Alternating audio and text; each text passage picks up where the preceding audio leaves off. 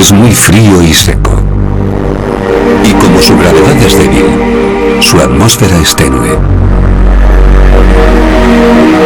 Cuando las sondas comenzaron a visitar el planeta rojo, obtuvimos una visión más precisa de su superficie y los científicos comenzaron a hacerse preguntas. Marte fue antaño mucho más cálido.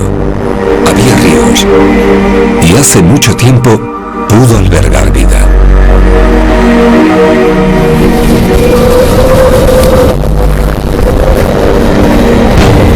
Para intentar desvelar los secretos del planeta rojo, se han aplicado diversas técnicas innovadoras. Y aunque nuestro conocimiento de la geología marciana, su atmósfera y su clima han aumentado enormemente, cada nueva misión a Marte plantea más preguntas de las que responde. Todavía no sabemos si Marte pudo albergar vida en algún momento.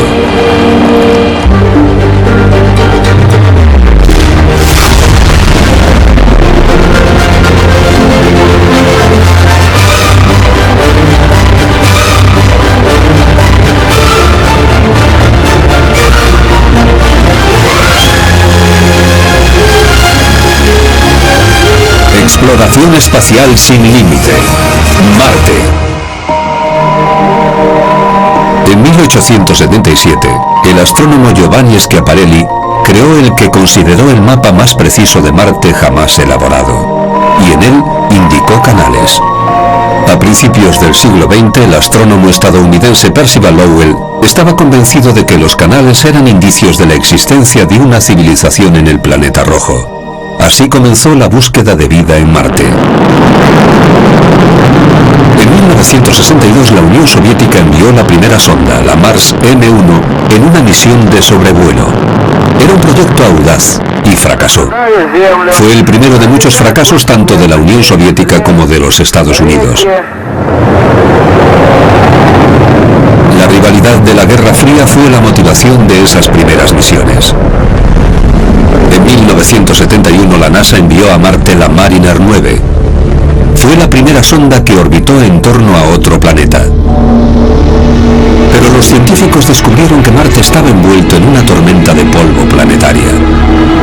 Las fotografías orbitales aportaron poco más que una nube roja. A la Mariner 9 pronto se le unieron dos orbitadores soviéticos, ambos equipados con módulos de aterrizaje. El módulo de aterrizaje Mars 2 se estrelló, pero el módulo Mars 3 llegó intacto a la superficie, envió una imagen confusa y dejó de funcionar. Ya había 3 naves espaciales orbitando en torno a Marte, todas observando un planeta polvoriento y monótono. Las dos sondas soviéticas eran idénticas, pero la estadounidense contaba con una diferencia crucial en su diseño.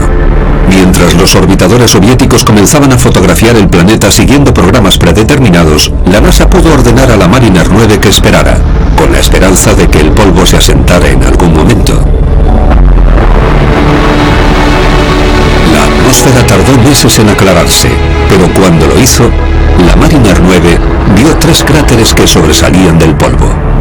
Eran las cimas de volcanes gigantescos en una meseta llamada Tarsis. Pronto comenzaron a surgir características geológicas más complejas. En algunos lugares la superficie estaba llena de cráteres, lo cual sugería que las fuerzas tectónicas que renuevan constantemente la superficie de la Tierra no estaban presentes en Marte. La actividad volcánica que formó los mayores volcanes del sistema solar se había detenido hace miles de millones de años. Eso permitió a los científicos de la NASA compilar un preciso mapa global de Marte y elegir los lugares en los que aterrizarían las sondas Viking en 1976.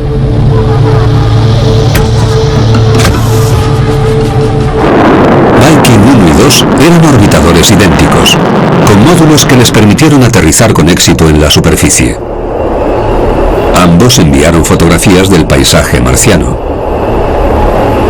El objetivo principal del programa Viking era encontrar indicios de vida. Pero hoy los investigadores creen que los 3 experimentos para realizar análisis tenían limitaciones. A medida que los investigadores en la Tierra comenzaban a buscar indicios de vida en entornos extremos, empezaron a repensar dónde podría seguir habiendo vida en Marte, Sin embargo, entonces la mayoría pensó que Marte era estéril y el concepto de vida en Marte fue abandonado.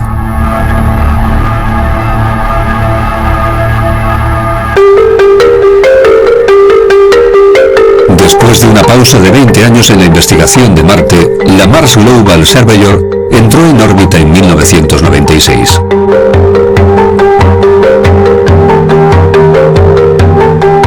Las imágenes que transmitió eran más claras que cualquier otra imagen vista hasta entonces del planeta rojo. Aunque a la mayoría de los orbitadores de Marte se les había encomendado la tarea de cartografiar la superficie del planeta, la situación había cambiado. Las imágenes de alta resolución enviadas por la Mars Global Surveyor revelaron ríos e incluso deltas fluviales, pero los cráteres de impacto sugerían que nada había fluido por esos sistemas durante miles de millones de años. En julio de 1997 llegó otra sonda, la Mars Pathfinder.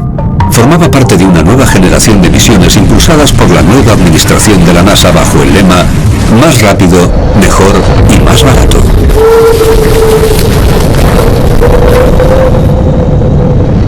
La idea era recortar plazos de desarrollo y presupuestos, y aunque el riesgo de fracasos aumentaría, la reducción de costos permitiría más misiones. La sonda Pathfinder llevaría un pequeño rover hasta la superficie, y para hacerlo se utilizó una tecnología de airbags radicalmente innovadora. La técnica se basaba más en los sistemas de seguridad de los automóviles que en misiones espaciales anteriores.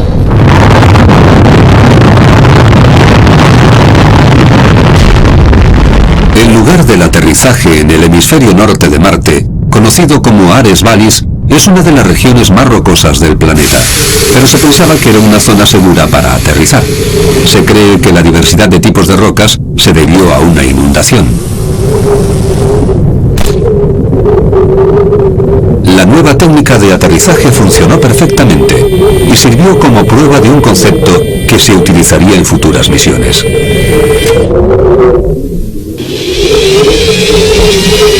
La Pathfinder constaba de una base equipada con 3 paneles solares que se desplegaban como pétalos. Contaba con sensores para medir la presión atmosférica, la temperatura del aire y la velocidad del viento, así como un transmisor para comunicarse con la Tierra. Además, la Pathfinder actuaba como estación base para el rover Sojourner, que exploraría los alrededores. El Sojourner estaba equipado con cámaras y un espectrómetro de partículas alfa y rayos X. Fue la primera misión que tuvo su propia página web.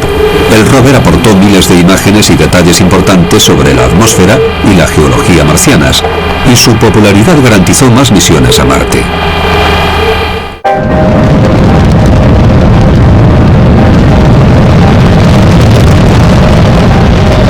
La mañana del 7 de abril de 2001 se lanzó otro orbitador a Marte.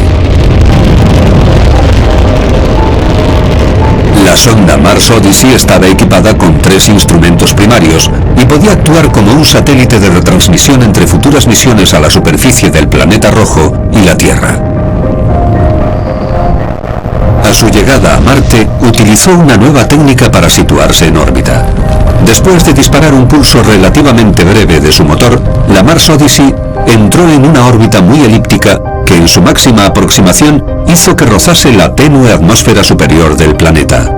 Esta técnica, denominada aerofrenado, permitió a la nave recorrer su órbita durante un periodo de 3 meses y prescindir de unos 200 kilos de combustible. Hoy la sonda sigue en funcionamiento y ha batido todos los récords como la misión a Marte de mayor duración.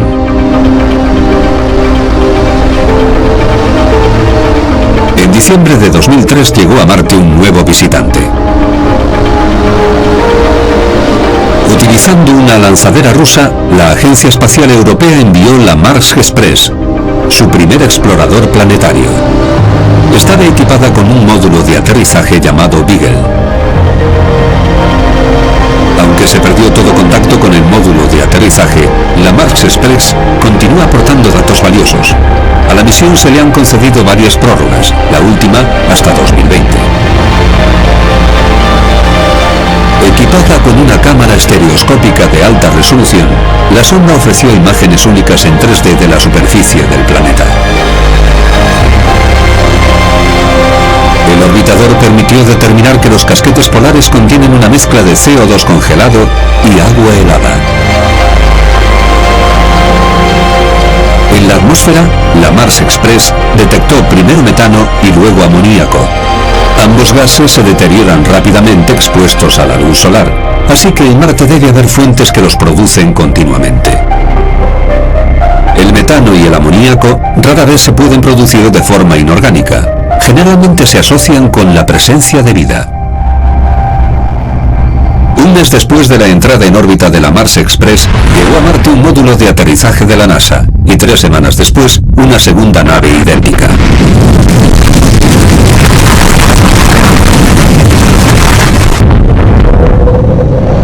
Eran los rovers de exploración llamados Spirit y Opportunity.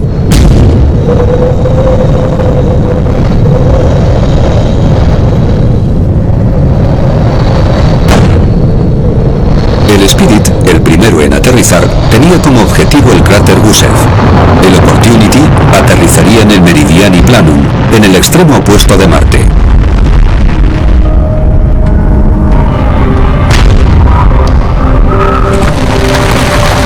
Aunque eran mucho más pesados que su predecesor Pathfinder, utilizaron la misma técnica de aterrizaje.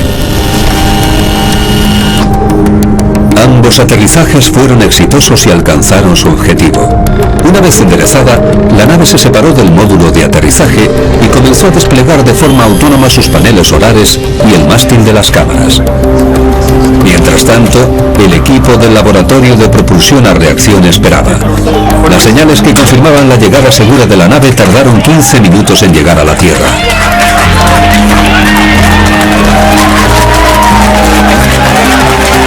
Muchas de estas personas habían invertido muchos años de sus vidas en este proyecto, y la verdadera misión apenas había comenzado. Ambos rovers fueron diseñados para operar durante 90 días marcianos. Un día solar en Marte es unos 40 minutos más largo que un día terrestre. Y para evitar confusiones, el equipo científico que operaba los rovers se referían a un día marciano como un sol. Los diseñadores de la misión conocían las tormentas de polvo en Marte y pensaron que en algún momento cubrirían los paneles solares de los dos rovers que dejarían de funcionar. Pero no tardaron en descubrir que los vientos de Marte limpiaban los paneles. Pronto la NASA anunció que el Opportunity había encontrado pruebas que confirmaban que antaño fluyó agua líquida por Marte. Eran fotografías del Meridiani Planum, con patrones estratificados en la roca que sugerían sedimentación. La distribución de cloro y bromo en esa zona ofrecían pistas sobre su pasado como la orilla de un mar salado. En abril de 2004, la NASA anunció que ampliaría las misiones de los rovers de 3 a 8 meses. Sería la primera de muchas ampliaciones. Los rovers estaban equipados con una herramienta de abrasión para pulir una porción de la superficie de una roca con el fin de realizar un análisis más detallado y no contaminado de muestras geológicas. El Spirit lo hizo por primera vez en Adirondack, una roca del cráter Gusev.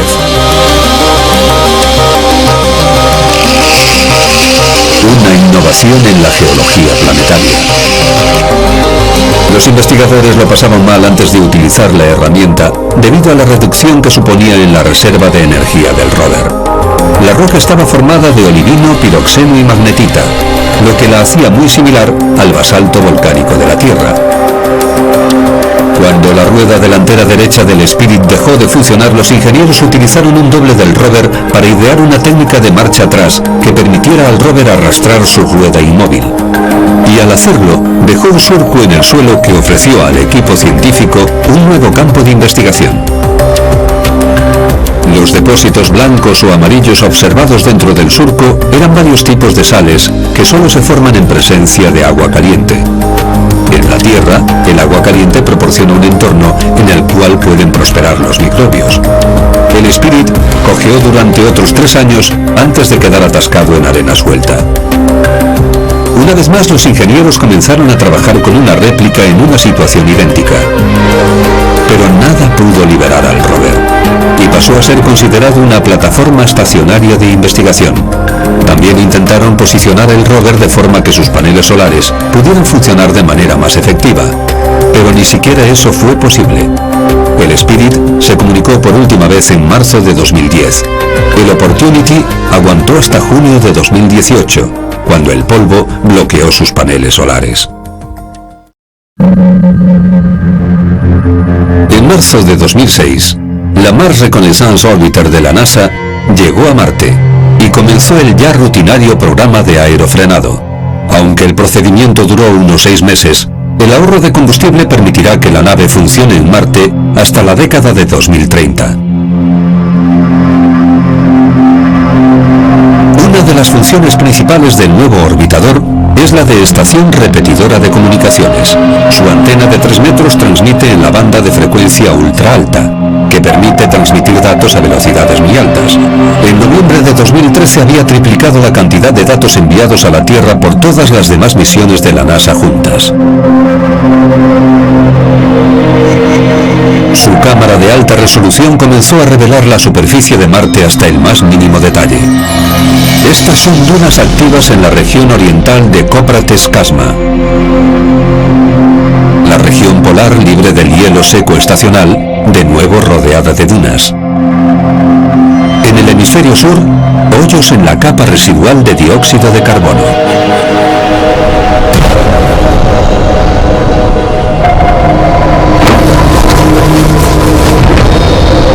Los polos de Marte estaban despertando mucho interés.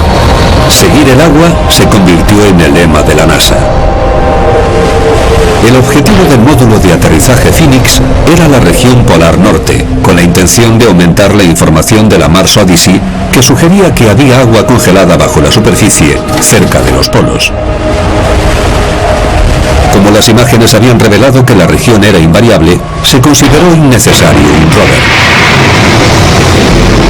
El módulo de aterrizaje había sido diseñado para desacelerar mediante un paracaídas y con propulsores de cohetes que llevarían la nave a la superficie, a diferencia de los 3 rovers anteriores de la NASA que habían llegado rebotando. Fue una decisión polémica, ya que una línea de investigación sugirió que el combustible del cohete contaminaría la misma zona que el módulo de aterrizaje debía analizar. La nave esperó 15 minutos para permitir que el polvo se asentara antes de desplegar sus paneles solares. El Phoenix aterrizó a principios de la primavera en el hemisferio norte de Marte, para que los paneles solares recibieran mucha luz durante su misión prevista de 90 días. Además del mástil con cámaras, el Phoenix incluía una estación meteorológica que registraba el tiempo a diario. Contaba con un indicador de viento y sensores de presión y temperatura.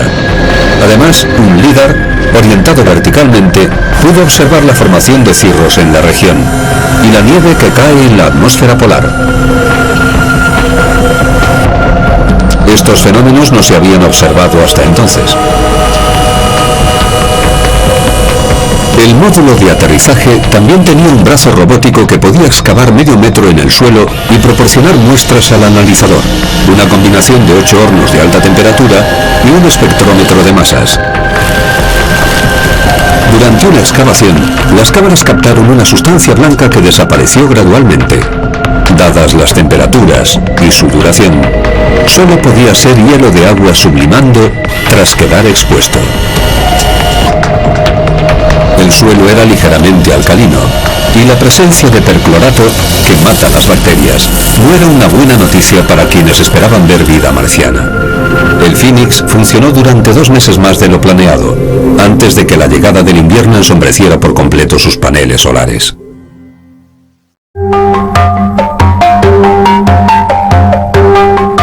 Aunque el planeta conservaba depósitos subterráneos de hielo, quedaba muy poco en la superficie.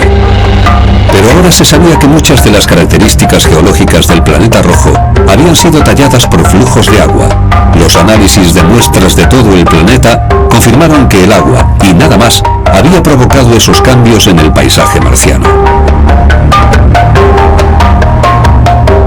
Marte se había parecido más a la Tierra, pero había perdido el agua superficial y la mayor parte de su atmósfera. Pero todavía quedaba la pregunta sobre la vida. ¿Pudo surgir en un pasado más cálido y húmedo y podría seguir presente bajo la superficie? La siguiente misión a Marte sería la más ambiciosa de la NASA hasta entonces. El Curiosity, un rover del tamaño de un coche, funcionaría como una batería nuclear, así que sería inmune a los problemas causados por el polvo al Spirit y al Opportunity. 7. 6. El Curiosity fue lanzado en un Atlas V desde Cabo Cañaveral en noviembre de 2011. 1. Encendido del motor principal. 0. Y despegue. A mediados de 2012 entró en la atmósfera marciana rumbo al cráter Gale. Desde el laboratorio de propulsión a reacción siguieron de cerca la entrada, pero sin poder controlar lo que ocurría. En la tenue atmósfera de Marte, el paracaídas solo podría reducir la velocidad de la pesada nave a unos 320 km por hora.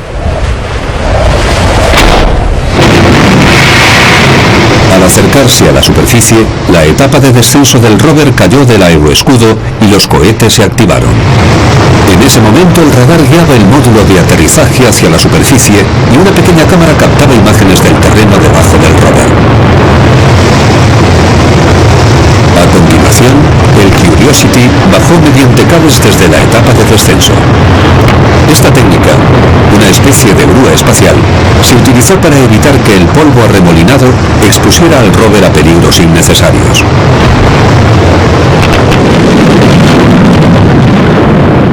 Aterrizaje confirmado.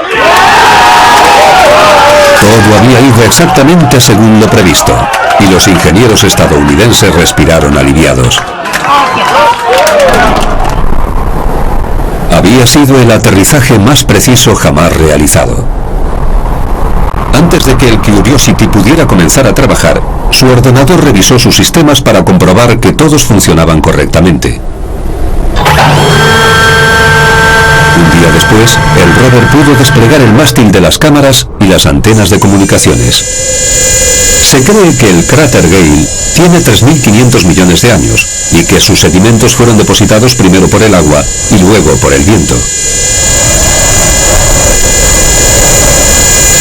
Ahora la NASA cuenta con un sofisticado laboratorio científico móvil en Marte, conectado a la Tierra mediante el enlace de comunicaciones más avanzado gracias al Mars Reconnaissance Orbiter.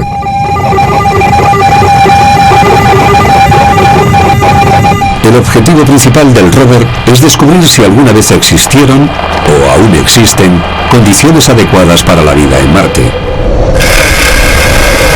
También está recopilando información detallada sobre las condiciones actuales en el planeta rojo, en concreto los niveles de radiación que afectarán a posibles misiones tripuladas. Al analizar el polvo de varios agujeros que perforó, el Curiosity descubrió azufre, nitrógeno, hidrógeno, oxígeno, fósforo y carbono, todos ellos elementos esenciales para la vida. En sus 6 años en la superficie de Marte, el Curiosity ha recorrido unos 20 kilómetros, pero tanta actividad le está pasando factura. Envía autorretratos de forma rutinaria, principalmente para poder evaluar su estado. Sus ruedas han sufrido graves daños, que sin duda contribuirán a cambiar el diseño de futuros rovers. Sus ordenadores también están dando problemas, pero está previsto que en 2020 llegue a Marte un nuevo conjunto de misiones que seguirán estudiando el planeta.